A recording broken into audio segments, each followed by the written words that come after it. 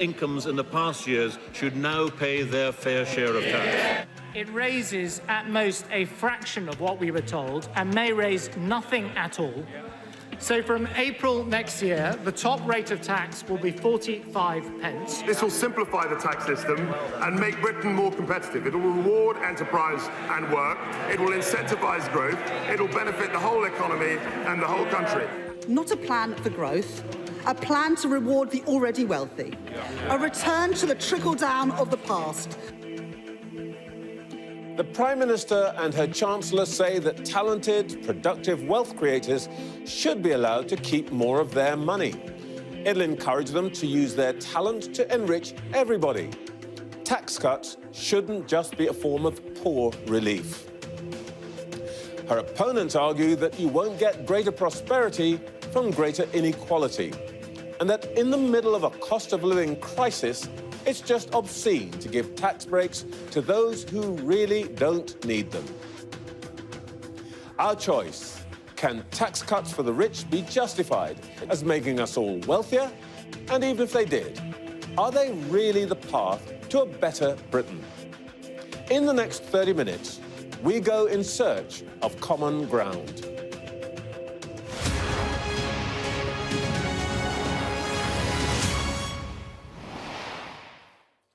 With me tonight, two of the finest minds from what has unfairly been dubbed the dismal science. Economist Andrew Lilico, Executive Director at Europe Economics, and economist Frances Coppola, who previously in her career spent 17 years working in the banking sector. I think we can agree on a few things. First, that any government would want to suppress energy costs in this situation.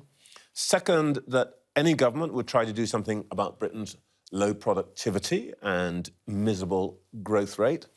And I think we can probably, most people are currently in agreement about the decision to cut taxes by 1%, though there is some issue about whether this was the moment to do it. And I want to come to that a bit later. But I'd like to start by talking about that abolition of the top tax rate. And ask you, Andrew Lilico, was this right? Instead of, for example, spending the $2 billion by raising the tax threshold, which would benefit people on modest or middle or low incomes? So what's happened with higher taxes is that we some years ago switched from the much more elegant system, which was introduced by Nigel Lawson, of just having two tax rates at 25p and 40p, to having a rather more complex system. There was a 10p band, and then they introduced this higher rate band, and then they introduced strange tapers in the middle, and the thing got much more complicated.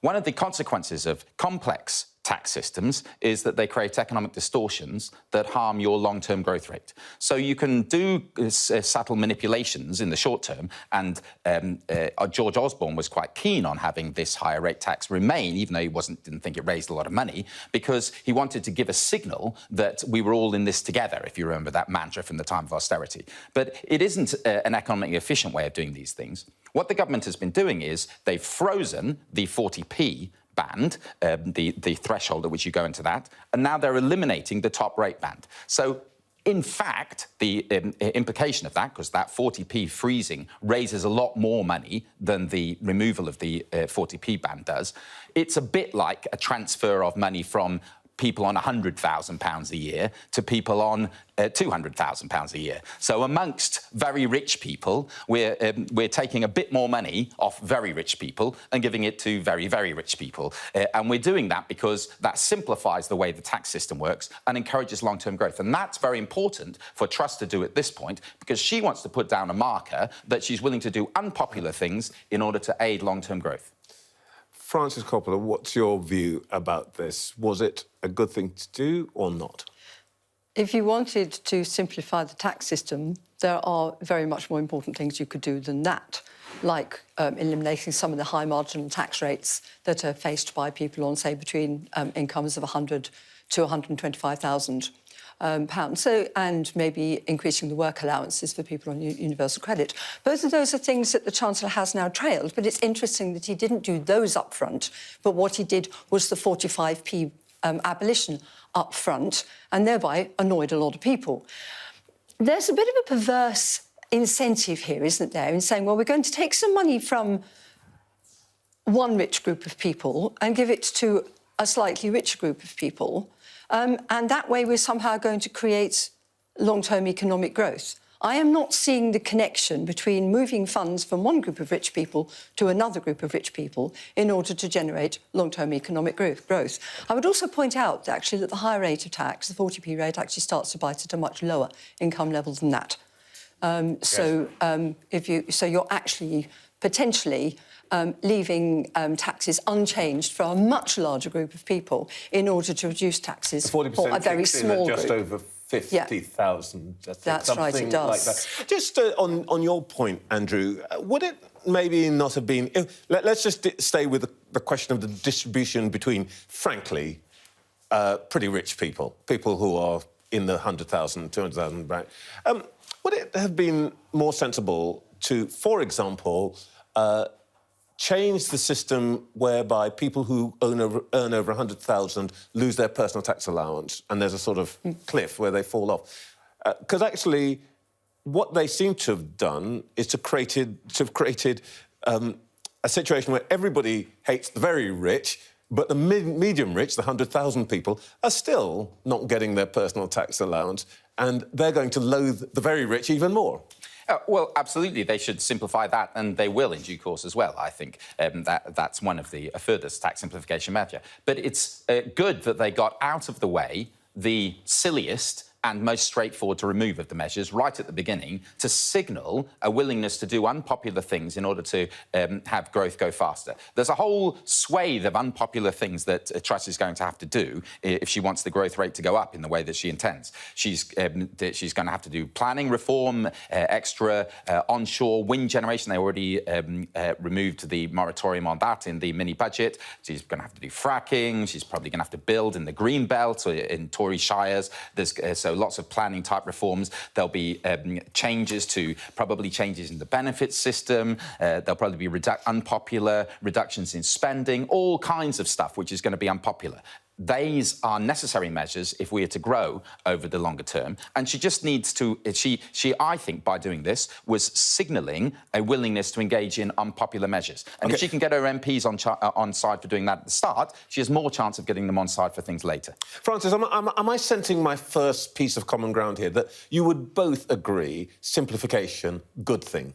Yes. Absolutely. We need to simplify our tax system. I would like to see genuine reforms to our tax system to eliminate the kind of anomalies we have in it and generally smooth things out across the board. I would like to see that.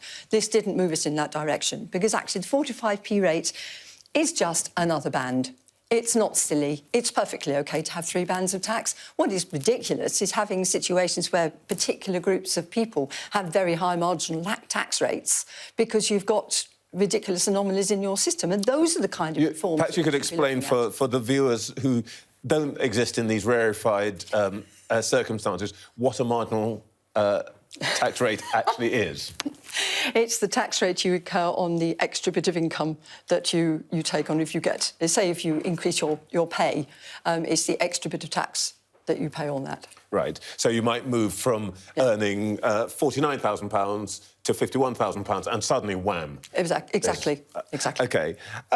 Let's just think about, then, what the principle of such simplification might be. I mean, let's start from the basic premise of what the government's trying to say, which is a point you've raised, Frances. Does it actually make people work harder, more and more creatively if you take the tax burden off them?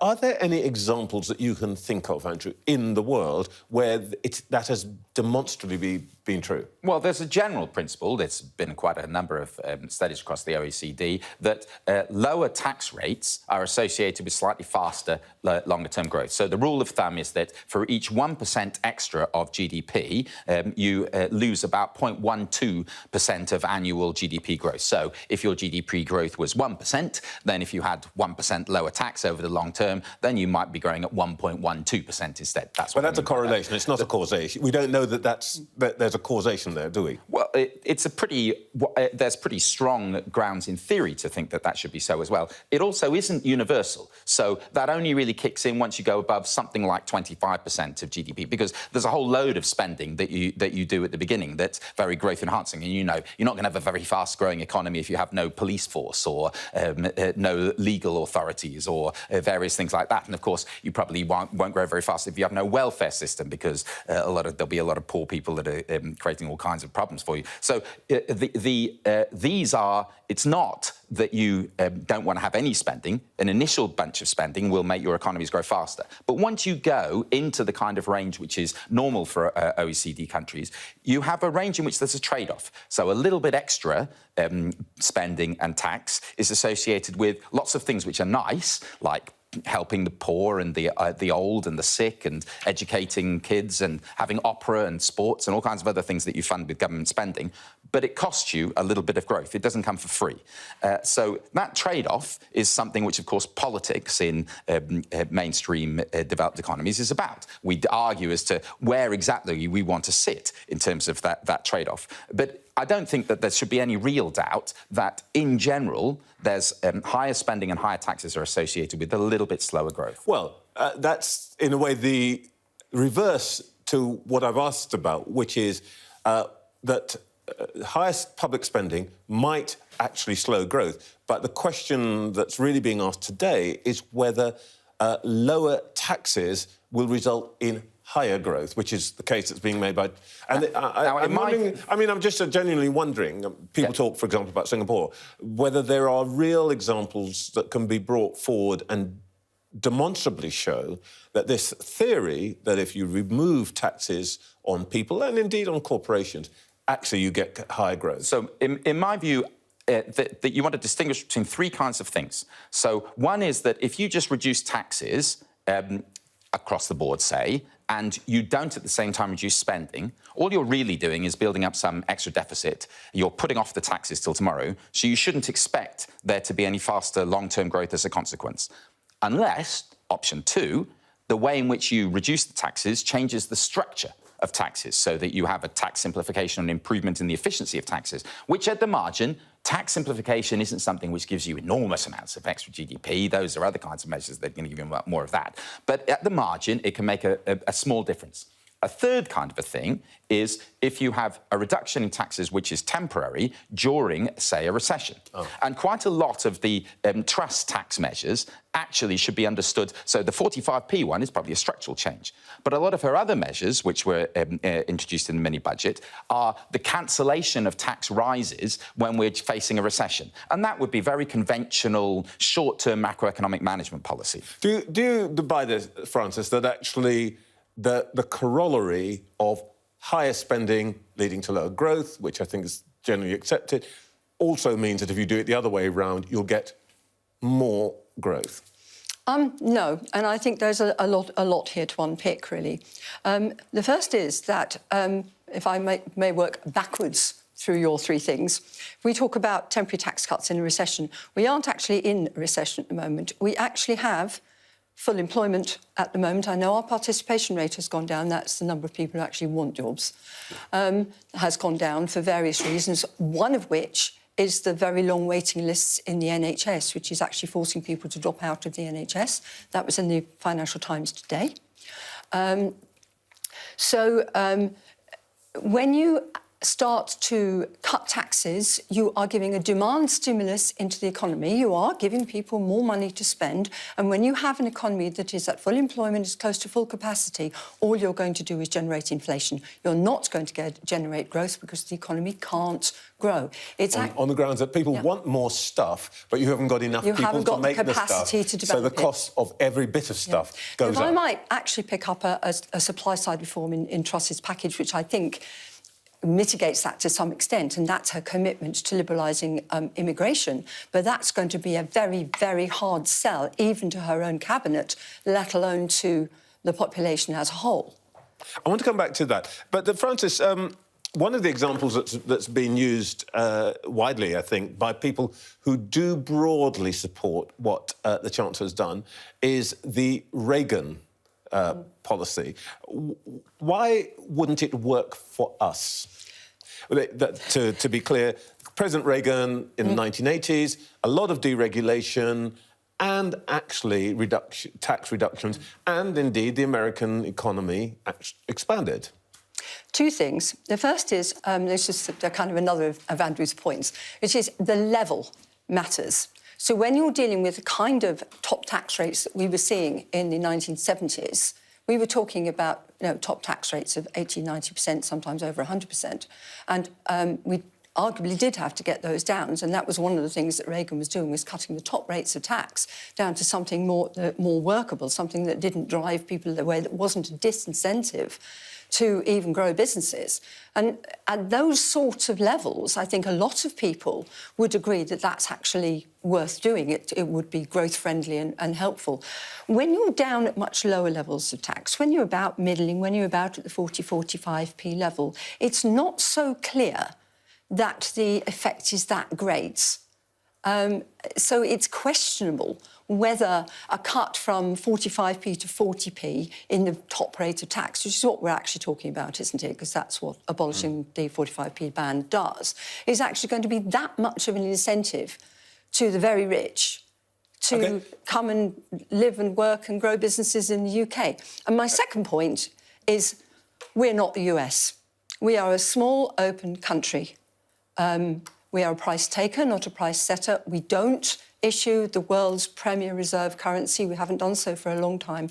And that does make a difference, and particularly a lot of essential goods, like oil and so forth, are priced in dollars. Andrew, this is an important point, isn't it? Because the Reagan example is kind of widely quoted as an example that, broadly speaking, different economy, different country and so on, but broadly speaking, supports the idea that if you liberate people, give them more of their money back, they'll do more and they'll do better. How do you respond to what Frances has just said, the problem with that? Okay, so there's a few things about the Reagan thing that I would emphasise. One is that I think that the key thing that the Reagan strategy is built on is the idea that the presidency and their allies have more control, direct control, over taxes than they have over spending. So in the American constitutional arrangements, what they did was they cut the taxes first, and then that was a way of putting pressure on their political opponents to agree subsequently to spending cuts. So it was the White House would raise taxes locking them in and say to Congress, you now have to cut spending. Yeah, exactly. So it was that kind of constitutional arrangement. And one of the things that's going on is a signal to the world that you're going to get the spending down. And I think that this point about signalling is quite important in some of the stuff that Truss is doing here in the UK as well. Her strategy isn't the same as Reagan's, but it does have that element that she's trying to give a story about what's going to happen over the longer term in the economy. For some years in the UK economy, even under Conservative administrations, we've had almost every problem that turned up. The answer was spend a whole heap more money, and the tax rates have been going up and up all of the time. So we're now looking at the highest level of taxes for about 40 years. The taxes were scheduled to rise to their highest since 1948. The whole inflation thing may not mean that, but if we stuck with the way that we were going before, then probably we would have gone back and raised the taxes further so that we got to the highest level since the 1940s.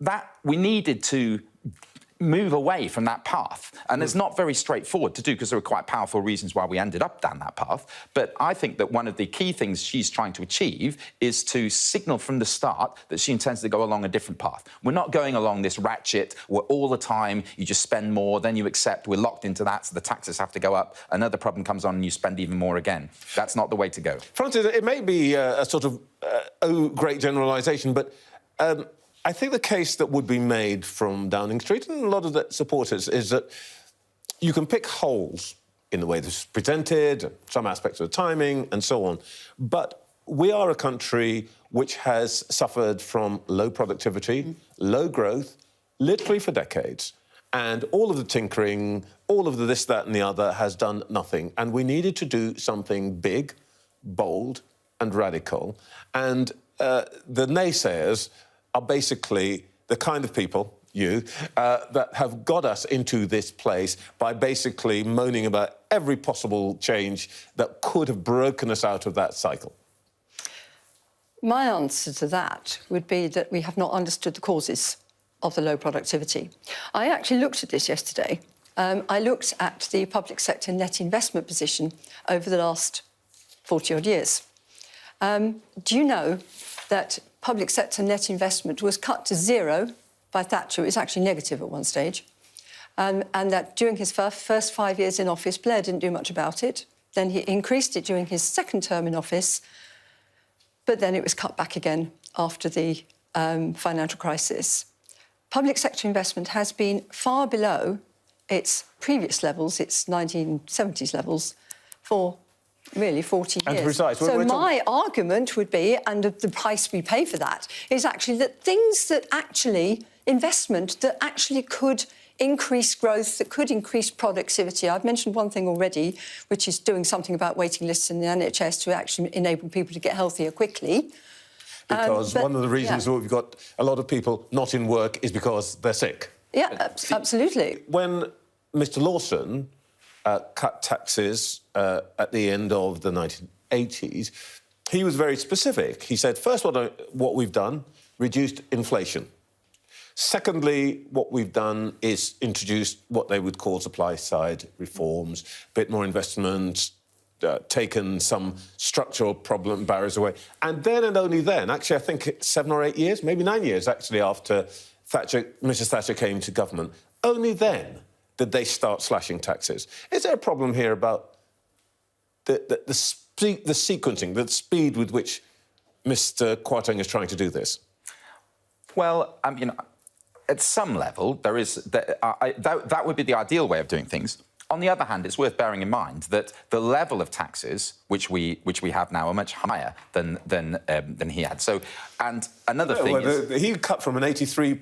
No. I remember as a young man one day hoping that I'd earn enough money to pay 83% tax. No, I'm not talking about the income tax rates. I'm talking about the aggregate tax rate. Okay. So the aggregate tax take was similar in 1980-81 to the tax take that we have today, but it had fallen a lot. They also got much better control of public spending through from the mid-1980s onwards. So you're absolutely right that there was and ideally they would have more time. But the reality is that they don't feel like they have the time to do these things with that luxury. They need to just go for it all guns blazing because they only have a couple of years till the next general election, and the economy at the levels of debt and so on that we have doesn't have the time to wait to change. Well, Frances, you're not opposed to the idea of reducing taxes at the top level, are you?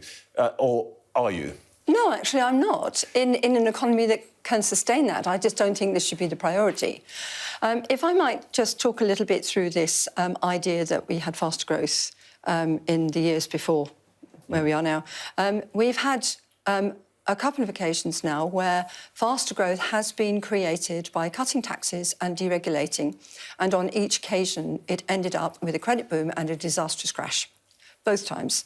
That has been the story of the last 40 years, is that we kind of trundle along on a not very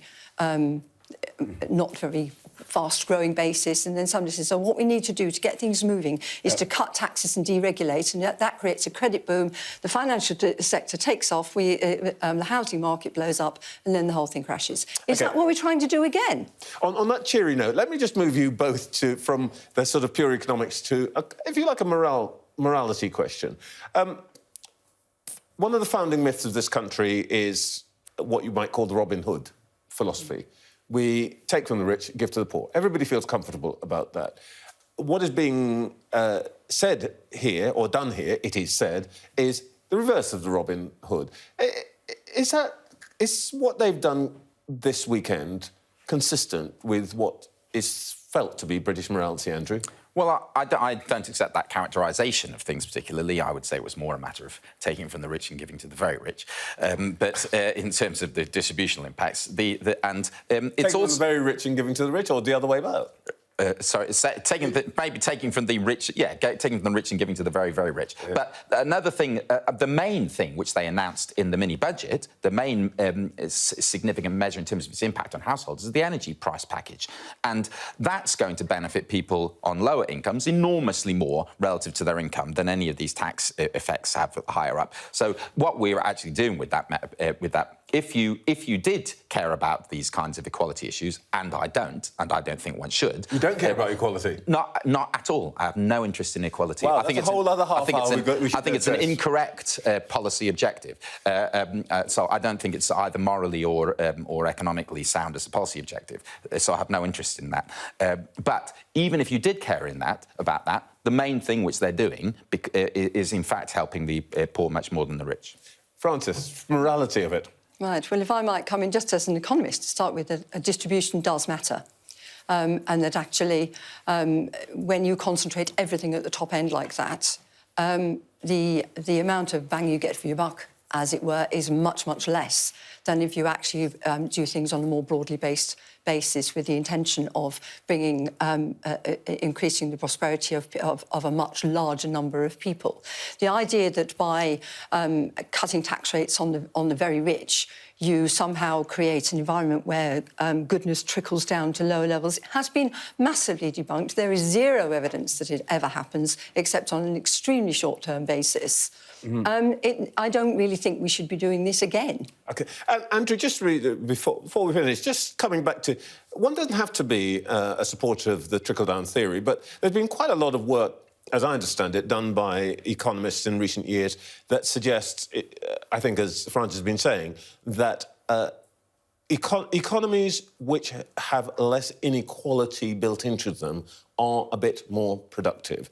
Do you not accept that at all? Well, first of all, I think that, trickle-down was a term that was used as an insult term against Hoover back in the 1930s. There aren't really... There's nobody who thinks, in terms of current economic policy, that the aim of giving money or of cutting taxes or of giving benefits to those in the middle, the energy package or whatever, is the impacts which they have on the poor. That whole thought that the only reason you could have for helping richer people is the way in which you help poor people is a kind of equality agenda gone mad. The reason for helping the richer people and for helping the people in the middle is to help the richer people and the people in the middle, because they're people too. If you make their lives better, then that's good. That's part of the government's job, is to help make everybody's lives better, not only poor people's lives better. Well, it's wonderful to know that I have completely failed on our first show back on the air with Common Ground, except that actually one of the things that both of you do agree about is simplification. Yes. And I think that there's quite a lot that could be said and done on that front. Secondly, actually, neither of you is completely opposed to the other side on the question of what you do about giving more money back to those who make a lot of money and contribute a lot of tax. Both of you sort of think the issue is now the right time, and what would be the right point in the economic cycle to do this. Now, that you disagree about, and as a consequence, both of you are still at complete odds over what Ms. Truss and Mr. Kwarteng have done. So, my failure. I've got to confess, though, I'm still on the point of view that there may be something to be said for the benefit of a more equal society being more productive. But that's maybe for another conversation. Thank you both for being part of this conversation. Stay with us. We'll have all of today's news coming up after the break.